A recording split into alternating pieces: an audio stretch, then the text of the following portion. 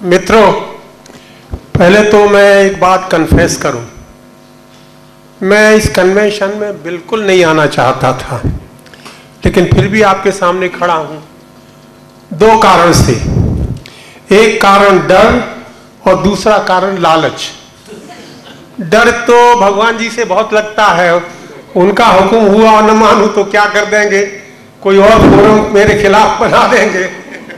लालच ये था, मैं इसलिए नहीं आना चाहता था कि इस न्यायपालिका में मुझे विश्वास नहीं है, लेकिन लालच ये था कि अगर इस जुडिशल रिफॉर्म के कन्वेंशन में नहीं गया और भगवान जी को 1-2 साल में थोड़ा देख दाख करके जुडिशल ट्रांसफॉर्मेशन के लिए कन्वेंशन करना पड़ेगा, तो उसमें मुझे नहीं बुलाएंगे, इसलिए अपनी हाजिरी दर्ज कर लो। मैं क्यों न्यायपालिका में विश्वास मेरा खो गया है, मैं अपने 2-3 अनुभव आपको जल्दी जल्दी सुनाना चाहता हूं। मैं जरा टाइम देख लूं।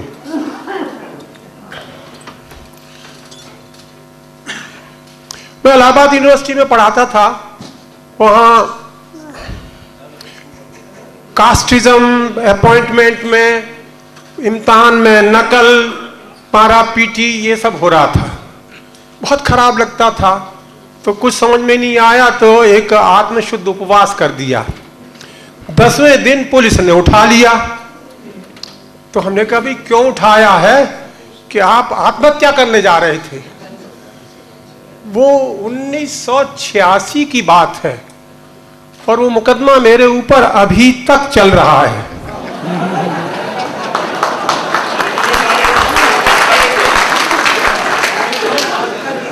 अब आप जानते हैं मुझे आंदोलन के सिलसिले में देश भर में घूमना पड़ता है, कभी मैं भूल जाता हूं तारीख, हर 2 महीने पर तारीख पड़ जाती है, और कभी हमारे एडवोकेट साहब इतने लाजवाब हैं कि वो हम बीमार हैं ऐसी एप्लीकेशन नहीं दे पाते। तो 3 बार मेरे ऊपर नॉन अवेलेबल वारंट जारी किया गया है। अच्छा, मैंने पूछा कि भाई हमने आत्महत्या करनी चाहिए, तो आपके गवाह, हाँ कि ये गवाह हैं, इनको नोटिस। मुझे पता चला कि जितने गवाह हैं उनको स्वर्ग में सम्मान तामील करना पड़ेगा। तो अब स्वर्ग में तो सम्मान तामील होगा कि नहीं होगा, जिसके मानी गवाह तो आएंगे नहीं, और ये मुकदमा तो खत्म होगा नहीं। कल मौली साहब कह गए कि 2012 में सब खत्म कर देंगे, तो उम्मीद कर रहा हूं कि शायद मुक्ति मिल जाए। दूसरी बात, 26 जून 1975 को इमरजेंसी लग गई। पुलिस वालों ने रात में इमरजेंसी लगी, सवेरे हमको उठा लिया। बहुत अच्छा उठा लिया तुमने। हम इसमें इंटरेस्टेड थे कि हमारे ऊपर क्या चार्ज लगाया गया। तो कोर्ट में लाए गए, तो हम बहुत ध्यान से सुन रहे थे कि हमारे ऊपर क्या आरोप है। तो आरोप पत्र पढ़ा गया कि इलाहाबाद में जो केंद्रीय मोहल्ला है, बाजार है बहुत बड़ा, मैं वहां भाषण दे रहा था कि पटरियों को उखाड़ दो, टेलीफोन के तार जो हैं उनको काट दो, और टेलीफोन जो डाकखाने उनमें आग लगा दो। मुरली मनोहर जोशी से कहा कि जल्दी से पर्चे बांटो। और मेरे भाषण को सुन करके हमारे सीनियर प्रोफेसर रघुवंश जी ताव में आकर के एक पोल पर, जो टेलीफोन के तार पोल होते उस पर चढ़ गए और तार काटने लगे। प्रोफेसर रघुवंश जी के दोनों हाथ बेकार ऐसे रहते हैं, और ऐसे हाथ से वो पोल पर चढ़ करके तार काट रहे थे। दूसरा उदाहरण। तीसरा उदाहरण, 1986 में गेट का 8वां चक्र शुरू हुआ। 1990 में उसको पूरा होना था, नहीं बात बन रही थी। एसपी शुक्ला साहब ने बहुत कहा कि इसमें आपने, अरे व्यापार की बात में तुमने प्रॉपर्टी, इंटेलेक्चुअल प्रॉपर्टी और इन्वेस्टमेंट मेजर, सर्विस सब झोंक दिया, ये कहाँ व्यापार की चीजें हैं। तो कुछ नहीं हुआ। एक डंकल, जो आर्थर डंकल उस समय डायरेक्टर थे उसके, उनको गेट के उनसे एक डॉक्यूमेंट, वो कंपनियों ने, बड़े बड़े कॉरपोरेशंस ने, मल्टीनेशनल कॉरपोरेशन ने वो कर लिया, और सरकार उसको मानने जा रही थी, दस्तखत करने जा रही थी, प्रणब मुखर्जी साहब। तो मैंने गलती की और इलाहाबाद हाई कोर्ट में एक PIL कर दी कि भाई इसमें तो स्टेट के मामले हैं, एग्रीकल्चर के मामले हैं, आपने स्टेट से पूछा नहीं है, अरे ये सब देख लो। तो 1 घंटे मैंने खुद बहस की। एक जज साहब बड़े पक्के समाजवादी थे, लोहिया जी के साथी, वो बार बार सिर हिला रहे थे कि मेरी बात सही है। मुझसे ढेरों सवाल पूछे, कहा बात तो ठीक है। तो मैंने कहा स्टे करिए, लेकिन हाई कोर्ट ने उस पर स्टे नहीं किया। फिर 4 स्टेट्स ने भी उस पर PIL कर दिया और वो पता नहीं कहाँ खत्ते खाने में सुप्रीम कोर्ट में वो पड़ी हुई है। चौथा उदाहरण, एक जज साहब इलाहाबाद के, उन्होंने उनके कोर्ट में एक बड़ी कंपनी सीमेंट वीमेंट बनाती है, वो बहुत बहुत काम करती है, तो उसके खिलाफ एक मुकदमा था। उस भले आदमी ने इलाहाबाद हाई कोर्ट के सामने एक म्यूनिसिपैलिटी की जगह थी, पार्क सा था तिकोनिया, उसमें जो है अपना पब्लिक पार्क बना लिया। उन जज साहब को उसका इनॉग्रेशन करने के लिए बुला दिया, उस पर उनके नाम का पत्थर लग गया।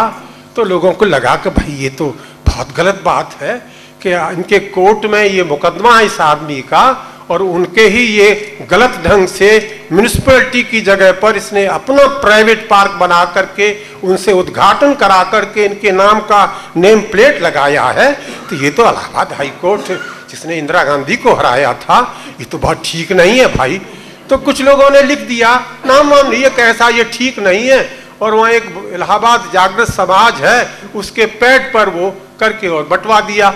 दुर्भाग्य से उस पैड के बाएं तरफ कुछ नाम लिखे थे, तो उन जज साहब ने उसमें से 2 नाम छांट लिए, एक भूतपूर्व चीफ जज ऑफ इलाहाबाद हाई कोर्ट और एक इलाहाबाद यूनिवर्सिटी का प्रोफेसर, 2 नाम छांट लिए। और उन पर आप विश्वास नहीं करेंगे, स्यू मोटो केस करके 30-30 हजार रुपया जुर्माना ठोक दिया। तब से मेरा विश्वास हट गया है इस पर। लेकिन मैं इस पर बहुत ज़्यादा नहीं कहूँगा, यहाँ बहुत विद्वानों ने अच्छी अच्छी बातें कही हैं। मुझे एक चीज़ पर ध्यान जाता है जो छिप रही है पीछे, इस पर बहुत, save judiciary, save nation. Medha Patkar जो हैं नर्मदा बचाओ की बात कहती हैं, कोई हिमालय बचाओ की बात कहता है, कोई कोंकण बचाओ, जस्टिस पाटिल को पास नहीं आए, वो कोंकण बचाओ समिति की बात करते हैं, हम आज़ादी बचाओ की बात करते हैं, हाँ गंगा बचाओ की बात करते हैं, हिमालय बचाओ की बात करते हैं। ये जो बचाओ बचाओ का हल्ला मच रहा है, तो ये तो कहीं हमला होना चाहिए ना। आजादी बचाओ, हाँ आजादी बचाओ, हल्ला तो कहीं कहीं हमला हो रहा है ना। पहले जो है आजादी के लिए लड़ रहे थे तो एक हमला था, वो फर्स्ट फेज ऑफ ग्लोबलाइजेशन का हमला था जो अंग्रेजों ने आकर के इस देश पे किया। वो फर्स्ट फेज ऑफ ग्लोबलाइजेशन से मुक्ति पाने के लिए 200 साल लग गए। अब सेकंड फेज ऑफ ग्लोबलाइजेशन बहुत तेजी से चल रहा है, उसका हमला हो रहा है। पहले ग्लोबलाइजेशन के असर को हम स्टेट कॉलोनिज्म, राज्योपनिवेशवाद कहते थे, ये सेकंड हमला हो रहा है, इसको हम कॉर्पोरेट कॉलोनिज्म या कॉर्पोरेट उपनिवेशवाद कहते हैं। देखना ये है कि ये सब कुछ टूट रहा है। आज हमारे मनोज भाई खिसियाते हुए कह रहे थे कि हम वॉचडॉग थे, अब हम जो एक्सेस करते हैं, तो क्यों एक्सेस करते हैं, क्यों करते हैं? पहले पेज पर एक कॉर्पोरेट का पूरा पूरा विज्ञापन देंगे तो आप एक्सेस नहीं करेंगे तो क्या करेंगे? आपकी हिम्मत है कि उसके खिलाफ एक शब्द लिख सकें? तो ये जो कॉर्पोरेट, ये नहीं है कि कॉर्पोरेट इंटरेस्ट को मीडिया आगे बढ़ा रहा है। कॉर्पोरेट इंटरेस्ट को हम कहते हैं कि डेमोक्रेसी बड़े खतरे में है। डेमोक्रेसी तो कॉर्पोरेट के क्लचेस में है। अब ये राजा बाजा राडिया वाडिया का बात आ गई है, लेकिन बहुत पहले से कि कौन फाइनेंस मिनिस्टर बनेगा पीवी नरसिंह राव की मिनिस्ट्री में, ये बाहर तक हो गया था।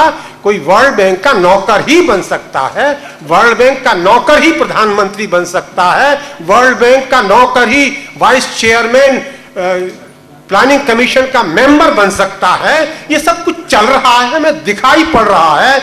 इसलिए डेमोक्रेसी खतरे में, वो तो उसी तरह से होगी। आज कोई प्रधानमंत्री और नहीं है सब जैसे वाइसराय पहले होते थे, आज सब नए वाइसराय हैं, हुकुम ऊपर से आते हैं, उनको चला रहे हैं।